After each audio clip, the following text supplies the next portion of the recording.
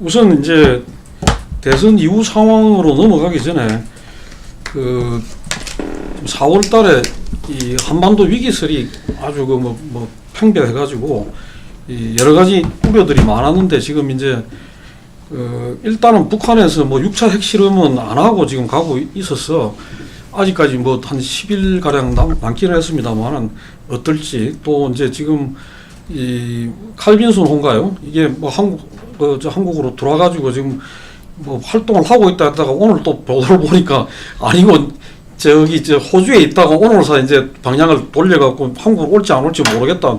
이미 쪽은 뭐 이쪽에 온 게 아니고 지금 중동으로 향해 가고 있다 뭐 이러면서 이 의도적으로 미국이 이렇게 그걸 한 건지 이 북한을 좀 겁을 주려고 했던 건지 어떤지 모르겠습니다. 근데 4월 6일인가 그 미중 정상회담 이후에 한반도 주위에서 그냥 굉장히 그 심각한 그 위기설이 있었고 이게 지금 아슬아슬하게 넘어가고 있는 상황인데 지금 어떻게 봐야 되는지 또 이게 우리 대선에 영향을 미치는 거는 또 어떨지 이런 부분을 한번 짚어보고 그 대선 이후 전국 전망으로 넘어가도록 하겠습니다.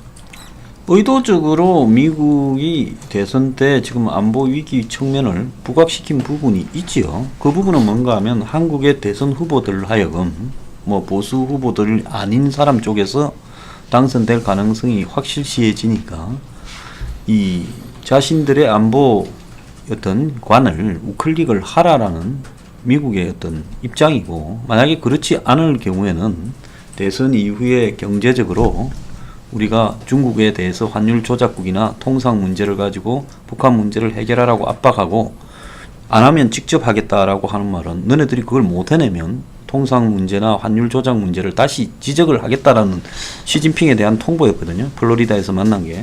그러니까 시진핑이 와서 생각을 하니 불안해가지고 5일 만에 다시 또 전화 좀 하자 해서 전화도 하고 플로리다에서는 2시간 똑대도 한 거 아닙니까? 그럼 미국의 입장에서 봤을 때는 그런 어떤 부분들이 일정하게 먹혀드는 부분이 있죠. 한국이 지금 막판에 선거 국면에 와서 후보들이 안보 문제에 대해서는 우클릭을 하는 성향이 보이지 않습니까? 그래서 미국은 일단 이 정도 해놓고 한국의 대선 상황을 지켜보고 대선 이후에 당선된 사람이 뭐 처음 한 며칠간에 기존의 안보 한미동맹 뭐 사드 문제에 대해서 어떻게 반응하는가를 보고 그 다음에 경제적인 어떤 카드를 던지겠다. 그런 부분을 이번에 펜스가 와서 가기 직전에 이 암참입니까? 거기서 하나 툭 던진 거라고 저는 보고 있습니다.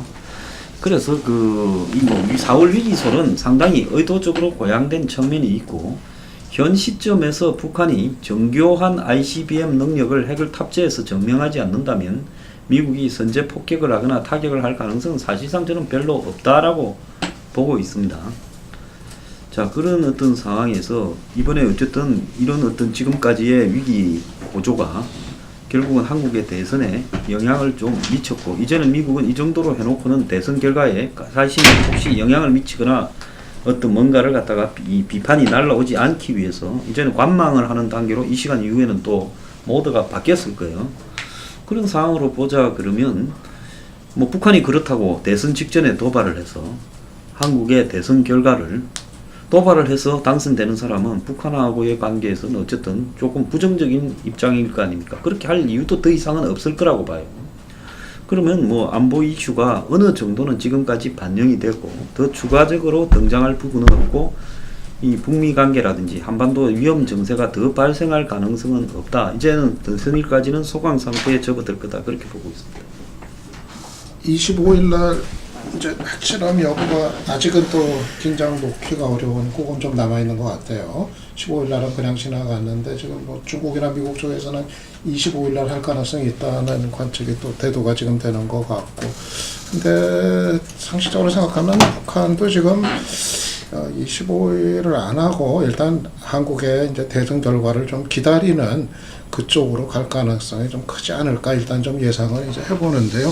북한 쪽에서도 지금 뭐 사실은 뭐 굳이 뭐 대선 뭐 한국 정부 이제 정권 바뀌는 거 뭐 조금만 있으면 이제 되는 게 뭐 기정사실인데 굳이 여기서 이제 뭐 무리를 할 이유가 있을까 이제 싶고, 그래서 저는 그 25일 날만 별 탈 없이 북이 뭐 핵실험하지 않고 그리고 또 그에 따라서 뭐 미국하고의 어떤 군사적 충돌 위험 이것만 넘어간다면은 그 다음에는 이제 5월 10일 이후에는 좀 충분히 이제 풀릴 수 있는 그런 이제 가능성이 좀 이제 열리는 거 아닌가 싶습니다. 그래서 이제 문하고 안 가운데 모두가 이제 집권을 한다 하더라도 아무래도 지금 이제 한반도의 위기, 긴장 이거 해소하는데 뭐 우선적인 이제 그 외교를 거기에 이제 총력을 이제 기울일 거고 결국 이제 뭐 관건은 이제 우선은 이제 트럼프하고의 이제 외교적 조율, 트럼프를 어떻게 이제 군사적 옵션을 배제한 방식으로 이 북한 문제를 풀 것인가 그거에 대해서 이제 그 대화를 통한 어떤 해결로 이동을 하는 이거를 이제 설득해내는 게 이제 뭐 관건이 되겠죠. 그게 이루어지면은 이제 그걸 가지고 이제 또 북쪽과 북한 쪽과 이제 뭐 충분히 또 이제 얘기할 뭐 기회들이 이제 열리게 될 거고 그래서 저는 뭐 충분히 그거는 이제 그 외교적인 역량을 동원하면은 뭐 가능한 상황 아닌가. 아직 뭐 트럼프도 완전히 뭐 굳어진 뭐 그런 이제 상태가 아니기 때문에 그래서 이번에 25일만 뭐 별탈 없이 넘어가면은 이제 정권이 바뀌고 그러면은 북한 문제의 한반도 위기 상황을 좀 풀 수 있는 좀 이제 그런 방향으로 조금씩 이제 가지 않겠나 이렇게 내다봅니다. 트럼프하고 시진핑하고 뭐 새로운 정상회담을 통해 새로운 문제가 제기되면서 저는 상대적으로 6차 핵실험의 가능성이 좀 줄어든 게 아닌가라고 보고 있습니다. 6차 핵실험까지 가버리면 중국의 주장을 옵션이 굉장히 줄어들고 있기 때문에 그 점에서는 중국이 석유 송유관 차별한 정도까지는 안 가겠지만 상당히 그래도 뭔가 좀 끈을 잡고 좀 통제하는 상황이 되지 않을까라고 보고 있고요. 이런 얘기가 나올 때마다 여러 가지 안보 이슈가 뭐 대선에 어떤 영향을 미칠 것인가 계속 언론들에서 기계적으로 쓸 수밖에 없는데요. 저는 크게 영향을 미치지 않을 거다라고 봅니다. 홍준표 후보는 안보 대통령을 계속 내걸고 나가고 있는데 만약에 다른 요소가 없이 이제 평안한 상태에 된다면은 안보가 쟁점이 되고 굉장히 더구나 위기설까지 겹쳐가지고 쟁점이 될 수가 있겠지만은요. 지금은 다른 더 큰 기존의 탈핵 후유증이 지금 자리하고 있는 상황이어서 이 자체는 변수가 되지 않을 것이다. 더구나 그동안의 근래 한 10여 년간의 경험 속에서는 과거에 왔던 안보를 이슈로 한 여야 간의 분리에 대한 그 관습적인 생각도 지금 깨진 지 오래됐지 않습니까? 뭐 안보가 이슈가 부각이 되면은 보수 세력 내지 현 여권 계열이 유리하다든가 뭐 이런 얘기가 나오고 있었는데 뭐 기계적인 그런 도식도 이제 뭐 통하지 않는 게 오래됐고 무엇보다는 현재 이번에는 더 큰 쟁점이 앞두고 있고 또 그것에 대치선이 형성될 만한 세력은 또 상대적으로 지지가 워낙 낮기 때문에 큰 변수는 되지 않을 것이다. 만약에 뭐 홍준표가 양강의 한 사람으로 들어와 있다면은 뭐 그걸 가지고 이런저런 얘기거리가 되겠지만은 그런 환경은 아니다. 저는 그렇게 봅니다. 저는 이게 안보 이슈가 일정 정도 영향을 미칠 것이다 봅니다. 그게 기존의 어떤 진보 보수 후보 간의 어떤 이 표심을 갈라놓는 이것이 아니라 이번 대선은 상당히 그 3자적인 어떤 그 이 기존의 그 진보 보수가 있다면 중도까지 해서 중도와 진보 세력의 후보가 지금 1, 2위를 그 차지하고 있는데 이게서 그 안철수 후보를 보수 표심이 이렇게 지지를 적극적으로 하느냐 마느냐 이런 부분에서 그 안보 이슈가 상당히 중요하다. 그래서 이 표심을 위해서 우클릭한다는 공격이 계속적으로 그 제기되고 근데 그 부분을 1차 토론 때처럼 이렇게 제대로 대응을 못 해냈을 때는 어떤 그 안철수 후보가 뭐 예를 들면 TK라든지 보수 세력의 어떤 지지를 공고히 하고 그 결집도를 높여서 투표장에 나오게 하는 것이 상당히 어려워질 수 있다. 그래서 그런 측면에서의 어떤 그 안보 이슈는 아마 이 TV 토론의 그 5차까지 끝까지 어쨌든 간에 아주 중심적인 어떤 주제와 이슈로 갈 것이다 이렇게 봅니다. 예, 뭐 상황 자체는 이제 25일 고비를 다시 넘길 수 있다면 아마 미국이 최대한 압박을 하면서 또 한편으로는 이렇게 이 제재를 병행하는 그런 속에서 이렇게 병행해서 가는 것 같고 중국도 이제 그 북한에 대해서 일정하게 이제 그 하고 있기 때문에 그런 이후에는 조금 대화 국면이 열릴 수도 있는 거 아니냐 그런 기대도 있는 것 같습니다. 그런데 이 부분이 대선에서는 그 무난 어떤 대결 구도에는 좀 작용을 할 수도 있다. 어떤 그 태도를 취하느냐에 따라서 또 이 부분에 대해서 이 TV 토론이나 이런 데서 어떻게 국민들한테 비치느냐에 따라서 좀 영향을 미칠 수도 있다는 그런 이야기도 있었습니다. 마지막 이야기로 좀 넘어가 보겠습니다. 5월 9일에 이제 대선이 끝나는데 지금으로서는 문재인, 안철수 두 후보 중에서 승자가 나올 가능성이 많은 것 같습니다. 근데 문제는 그렇게 됐을 경우에 어느 후보가 되더라도 이 국회에서 이 소수 여당이 되고 당장 어떤 그 차기 정부 구성 문제부터 당면한 여러 가지 국가 현안 과제를 해결하는 데 있어 갖고 이 녹록자는 그런 상황인 것 같습니다. 그래서 연정이나 협치 문제가 다시 이제 대두되고 이 부분을 놓고 이제 죽달리기가 벌어지지 않겠나 봐지는데 어떻게들 그 예상을 하시고 전망을 하시는지 좀 그 이야기를 좀 나눠보죠. 홍 소장님. 예, 저는 이래 봅니다. 정부 구성이 뭐 일단 인수위를 당선되고 나면 5월 10일 날 이제 구성을 할 거고 거기에서 이제 총리나 장관 또 인수위원회가 이렇게 이제 인수위원회가 먼저 며칠 굴러가다가 빠른 시간 안에 제가 볼 때 일단은 임명을 하려고 할 거라고 봅니다.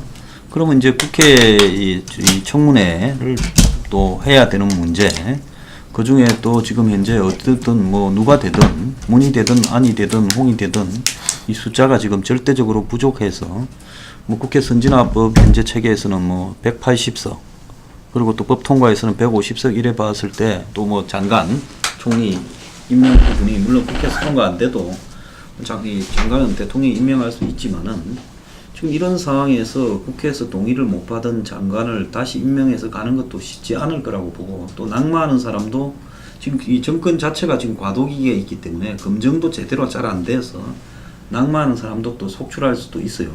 그래서 저는 황교안 총리하고 현 장관들 부총리가 2달 내지 한 석 달까지 많게는 동거하는 양상이 벌어질 가능성이 매우 높다라고 이렇게 보고 있습니다. 그럼 이걸 최대한 단축시키려면 어떻게 해야 되느냐? 결국은 연정 정도로 해서 총리나 장관 임명에 대해서도 신속하게 이렇게 임명하는 부분을 국회가 파격적으로 협조해 줘야 되는 이런 상황이 지금 올 거라고 와야 된다고 봐요. 근데 이제 대선을 치르고 나면 뭐 여러 가지로 지금 자당 내부의 정비 문제도 있을 거고 또 흩어진 정당끼리는 통합 문제도 있을 거고 이런 부분들이 있기 때문에 쉽게 그런 부분들이 파격적으로 될 수 있는가. 그래서 후보들이 다른 공약이나 정책을 발표하는 것도 중요하지만은 자기가 당선되었을 때 어떻게 총리나 장관 인수위를 꾸려가겠고 임명하겠는가. 그렇게 하기 위해서 국회에서 뭐 야당도 협치 좋아했던 사람들 아닙니까? 그래서 쥐가 되면 협치를 어떻게 할 건가 하는 이야기도 이 법안을 내놓고 국민 앞에 제시를 해야 된다고 봐요. 그래서 그 가시적으로 대충 어떻게 흘러가겠구나 하고 인식한 상태에서 그 방향으로 잡아가야지. 그런 생각이 전혀 없는 상태에서 선거 이긴 다음 날부터 이런 거를 수습해 가려 그러면 상당히 새 정부의 이 출범 자체가 늦추어질 수도 있고 박근혜 정권 초기를 저리 가라 할 정도로 이 혼란이 계속될 수 있다 이런 생각이 듭니다. 5월 10일부터 이게 굉장히 이제 숨가쁜 일정으로 이제 들어가게 되는 건데요. 우선은 지금 뭐 누가 되든지 취임을 하면은 당장 이제 총리 지명부터 이제 해야 되고, 근데 국회에서 그렇게 지체시키진 않을 거라고 봐요. 일단 상식적으로 아무래도 국민적인 여론이 뭐 빨리 뭐 총리가 인준이 돼야 그다음에 뭐 정부 구성, 내각 구성을 할 수 있고 뭐 다 그렇게 돼 있기 때문에 아마 국민 여론을 의식해서라도 그 시기에는 아마 일단 총리 인준은 정말 특별한 사유가 없다면은 좀 최대한 빨리 해주는 그쪽으로 가지 않을까 이제 예상이 되고요. 그다음에 이제 그 장관들 이제 지명하고 이제 장관들이 이제 뭐 인준 받고 임명 받고 이런 이제 그 시간이 얼마나 걸릴 건가 하는 이제 문제인데 이제 그 기간이 역시 이제 최대한 이제 단축이 돼야지 그게 이제 길어졌을 때는 또 이제 여러 가지 문제들 기존의 박근혜 정부 장관들 데리고서 이제 또 국무회의를 또 이제 뭐 해야 되는 뭐 상황이라든가 여러 가지 좀 이제 편법적이거나 비정상적인 상황이 있을 수 있으니까 아마 그 상황에 맞게 또 이제 그 탄력적으로 이제 운영이 이제 되겠죠. 그래서 뭐 국무회의는 뭐 기존의 정부의 장관을 하더라도 뭐 사실상은 이제 뭐 차관들이 뭐 이렇게 뭐 국정을 뭐 챙기는 식으로 한다든가 이제 사표를 내고서 장관들은 뭐 사표를 이제 제출만 이제 해놓고서 뭐 그런 게 있겠는데 아무튼 이제 그게 좀 이제 하나의 변수가 있을 수 있겠고 저는 연정 이거는 당장 뭐 가시화되기는 좀 어려울 거라고 봐요. 그러니까 일단은 그렇게 되면은 이제 정권이 이제 바뀌게 되면은 뭐 누가 되든지 간에 우선은 그 대통령 중심으로 우선 뭐 시간적인 여유가 없기 때문에 이게 뭐 연정을 가지고 뭐 정당 간에 무슨 뭐 협의를 하고 또 뭐 그걸 뭐 협약을 맺고 이럴 그 결을조차 아마 없을 거기 때문에 현실적으로는 우선 이제 그 새 대통령이 자기의 어떤 그 판단에 따라서 이제 장관도 이제 지명을 하고 그리고 이제 또 다른 당적이나 뭐 조금 뭐 그런 거를 이제 뭐 좀 개별적인 차원에서 어떻게 들이든가 이런 거지 아마 당대당의 어떤 뭐 본격적인 연정 같은 거 이거를 이렇게 또 단시간 내에 할 수 있는 환경은 일단은 지금은 좀 아니지 않나 이렇게 생각이 들어서 아마 좀 그런 취지를 살리는 정도 선에서 뭐 내각 구성도 이제 좀 되지 않겠는가. 그리고 국회는 이제 국회에서 이제 또 협치에 대한 어떤 이제 그 방점이 찍어지는 뭐 그런 분위기로 뭐 가지 않겠나 이렇게 봅니다. 일단 그 누가 되느냐에 따라서 약간 상황은 조금 달라질 수도 있다라고 봅니다. 일단은 문재인 후보가 됐을 경우에는 뭐 어떻게 할 것인가. 현재는 문재인 후보 쪽은 비교적 쉽게 얘기를 하고 있습니다. 왜 그러냐면은 기존의 현 야권 통합론의 연장선상에서 계속 얘기하고 있단 말이죠. 국민의당과 정의당이 같이 가면 된다라고 얘기를 하고 있는데 그 방식으로 될 것인가. 물론 그동안에 워낙 야권 통합 단일 정당 비슷하게 해왔기 있으니까 뭐 그걸 주장하고 있는데 저는 이게 여소야대기 때문에 협치가 필요한 것이 아니라 이제 정치 자체가 협치 정신으로 가는 시대적인 변화기 때문에 그걸 해야 된다. 이런 인식을 문재인 후보라든가 또 뭐 주변 캠프에서는 인식하는 게 좀 필요하다는 생각인데요. 지금은 단순히 여소야대의 연장 그걸 극복하는 전략이라면서 좀 보고 있는 느낌이 있어서 아쉽고요. 그 과정은 첫 번째 아무래도 인사를 통해서 저는 구체적으로 볼 수 있을 거다라고 봅니다. 인사를 통해서 어떤 사람을 예컨대 총리 내정자로 한다든가. 이번에는 뭐 그래도 처음이니까 넘어가지 않겠냐 했는데요. 과거 IMF 체제에도 김종필 총리 후보를 계속 안 해줬다는 소리 체제까지 가버렸던 그런 상황이 있고 하니까 두고 봐야겠는데 결국은 인사를 어떻게 할 것인가 이런 측면이 있을 것 같고 안철수 후보가 됐을 경우에는 저는 사실상 정당 재편이 일정하게 있을 것이다. 어느 정도 규모로 있을런가 모르겠지만은요. 현재는 문재인 대사론에 계속 끌려가고 있는 더불어민주당 내부에 조금 비문 내지 불만 세력들이 그때 재편되면서 움직일 거고 경우에 따라서는 지금 양분돼 있는 구여권 계열도 같이 움직일 소지가 있어서 재편되는 과정에서 움직일 것이다. 다만 안철수 후보는 역시 마찬가지로 이제 사람을 쓰는 과정 속에서 협치 양식을 볼 수가 있을 것인데 지금 그 지지 기반이라든가 세력 자체가 섞여 있죠. 부정적으로 보자면 잡탕으로 돼 있으니까 어떤 면에서는 이제 섞여 가긴 좀 유리할 거다. 섞어지게. 네.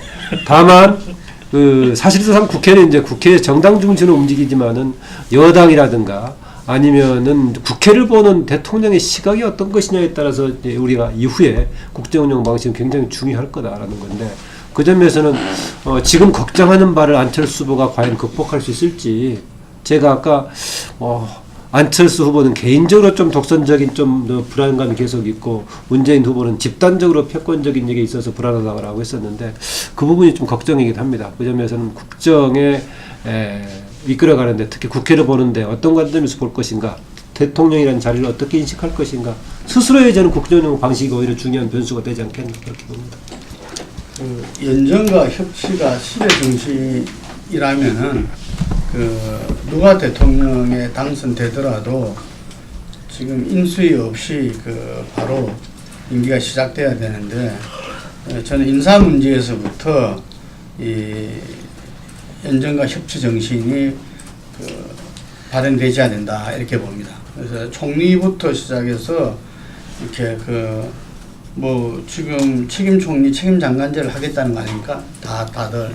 그러면은 그 과정에서부터 어떤 이 국회 내에서 어떤 이 협의체를 이렇게 마련해서 뭐 다들 그렇게 지금 이야기하고 있죠. 대통령 된 다음에 어떻게 그 전국을 끌어나갈 것인가 부분에서 그런 협의체 속에서 그런 부분들도 이렇게 물론 대통령의 뜻과 여당의 뜻을 존중해야 되겠지만 어쨌든 그런 협치 정신에 입각해서 서로 엄중하게 이렇게 논의돼야 된다. 이전처럼 어떤 총리 어떤 인선을 두고서 그런 이렇게 뭐 몇 개월씩이나 그걸 안 한다든지 인사청문회 속에서 어쨌든 간에 이렇게 이 낙마와 그걸 파행을 거듭한다든지 이런 것은 아마 국민들의 어떤 요구와 시대 흐름에 부합되지 않기 때문에